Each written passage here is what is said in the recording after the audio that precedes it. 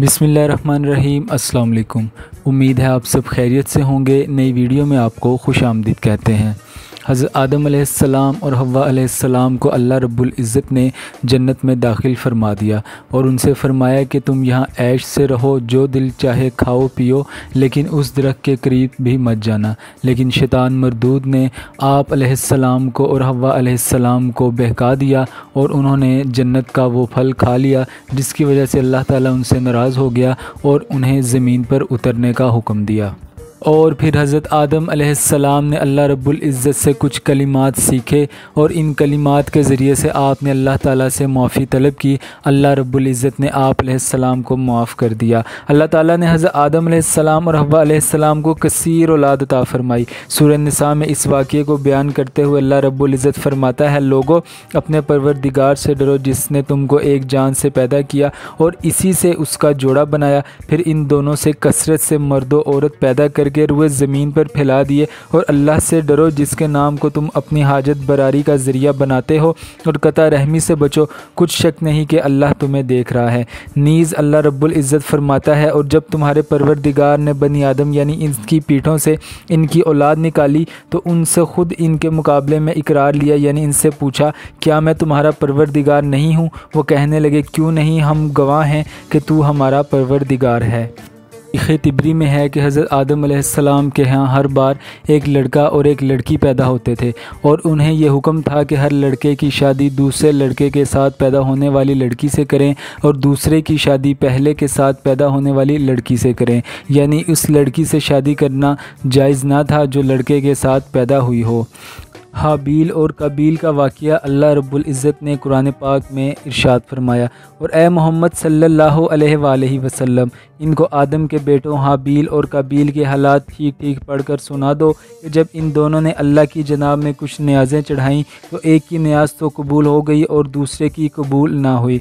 तब कबील ने हाबील से कहा कि मैं तुझे कत्ल कर दूंगा। इसने कहा अल्लाह परहेज़गारों ही की न्याज़ कबूल फरमाता है, और अगर तू मुझे कत्ल करने के लिए मुझ पर हाथ चलाएगा तो मैं तुझको कत्ल करने के लिए तुझ पर हाथ नहीं चलाऊंगा। मुझे तो रब्बुल आलमीन से डर लगता है। मैं चाहता हूँ कि मेरे गुनाह में भी माखूज़ हो और अपने गुनाह में भी, फिर दोज़ख में हो, और ज़ालिमों की यही सज़ा है। मगर इसके नफ्स ने इसको भाई के कत्ल ही की तरग़ीब दी तो इसने इसे कत्ल कर दिया और खसारा उठाने वालों में हो गया। अब अल्लाह ने एक कौवा भेजा जो ज़मीन को करेदने लगा ताकि इसे दिखाए कि अपने भाई की लाश कैसे छुपाए। कहने लगा हाय अफसोस, मुझसे इतना भी ना हो सका कि इस कौवे के बराबर होता कि अपने भाई की लाश छुपा देता। फिर वो पशेमान हुआ। बहुत से सहाबा इकराम रज़ी अल्लाह ताला अन्हु रवायत करते हैं कि आदम अलैहिस्सलाम हर लड़के की शादी किसी दूसरे लड़के के साथ पैदा होने वाली लड़की से करते थे। हाबील ने काबील की बहन से निकाह करने का इरादा किया और काबील की बहन बहुत ज़्यादा खुश शक्ल थी, चनाचा काबील ने चाहा कि इसकी शादी हाबील की बजाय ख़ुद इसी से हो जाए। आदम अलैहिस्सलाम ने इसे हुक्म दिया कि हाबील को इससे निकाह करने दे। इसने इनकार कर दिया तो आदम अलैहिस्सलाम ने दोनों को कुर्बानी करने का हुक्म दिया। हाबील भेड़ बकरियां पालता था, इसने एक मोटा ताज़ा जानवर कुर्बान किया। कबील ने अपनी खेती में एक निकम्मी फसल का एक गट्ठा कुर्बानी के तौर पर पेश किया।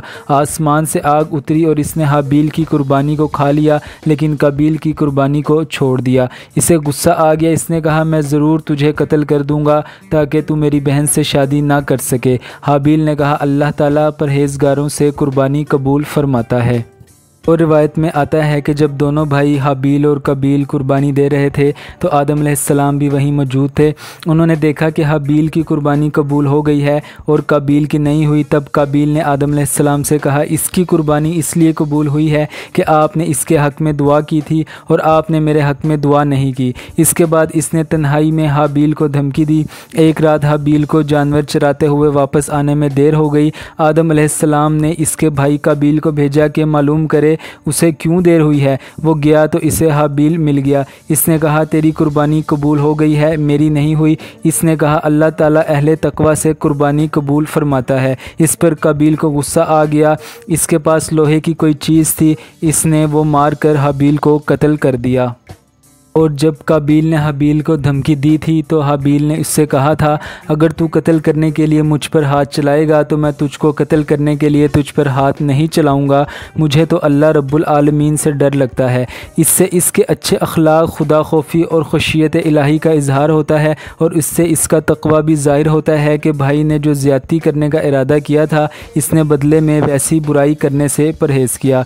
इसलिए रसूल अल्लाह सल्लल्लाहु अलैहि वसल्लम ने फरमाया, जब वो मुसलमान तलवारें लेकर लड़ने के लिए एक दूसरे के सामने आते हैं फिर जंग करते हैं तो कातिल और मकतूल दोनों जहन्नमी होते हैं। सहाबा इकराम रज़ी अल्लाह ताला उन्होंने अर्ज़ किया, अल्लाह के रसूल सल्लल्लाहु अलैहि वसल्लम, ये तो कातिल है इसलिए सज़ा का मुस्तहिक है, मकतूल का क्या मामला है कि इस मज़लूम को भी सज़ा मिली? आप सल्लल्लाहु अलैहि वसल्लम ने फरमाया, इसकी भी शदीद ख्वाहिश थी कि अपने साथी को कत्ल कर दे। हाबील ने मज़ीद कहा, मैं चाहता हूँ कि तू मेरे गुनाह में भी माखूज़ हो, अपने गुनाह में भी माखूज़ हो, फिर अहले दोज़ख में हो और ज़ालिमों की यही सज़ा है। यानी मैं तुझसे लड़ाई करना नहीं चाहता, हालांकि मैं तुझसे ज़्यादा कवी और मजबूत हूँ। बावजूद ये कि तूने एक गलत काम का पुख्ता इरादा कर लिया है, मैं चाहता हूँ कि तूने पहले जो गुनाह किए हैं इनके साथ मेरे कत्ल का गुनाह भी तेरे सर हो। हज़रत अब्दुल्ला बिन उमर रज़ी अल्लाह ताला अन्हु से रिवायत है कि उन्होंने फरमाया, कसम है अल्लाह की, इन दोनों में से मकतूल ज़्यादा ताकतवर था, लेकिन इसने दूसरे की तरफ हाथ नहीं बढ़ाया ताकि गुनाह का मुर्तकिब ना हो। अब्दुल्ला बिन मसूद रज़ी अल्लाह ताला अन्हु से मरवी है कि रसूल अल्लाह सल्लल्लाहु अलैहि वसल्लम ने फरमाया, जो इंसान भी जुल्मन कत्ल होता है इसके कत्ल के गुनाह का एक हिस्सा आदम अलैहिस्सलाम के बेटे को भी मिलता है, क्योंकि वो पहला शख्स था जिसने कत्ल करने का तरीका शुरू किया।